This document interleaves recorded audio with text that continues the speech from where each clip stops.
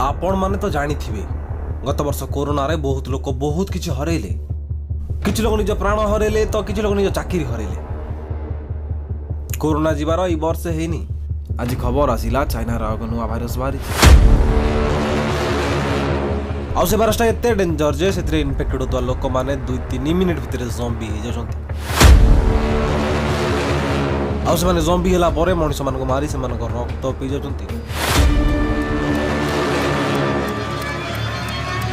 एमिति परिस्थिति रे बंचिबार वास्तव रास्ता मार नहले मर।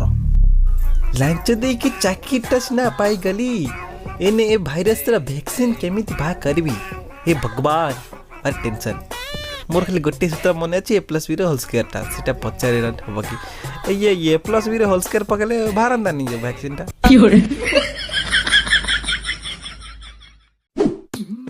देखो तो टेंशन नवार किछि नाही। मु वैक्सीन बनै सारी छि छेली नंडी आ पका बैगण मिसई मु वैक्सीन टा तैयारी करी छि। आ बहुत जल्दी मु ट्राई करबी तापरे आपण समस्त को वैक्सीन दिया जीवो।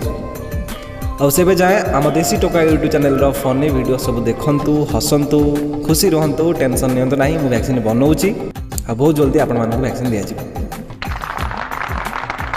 The next day. अरे बादल तू को पेंगे ही जाइचू अबे से वैक्सीन ने की अवस्था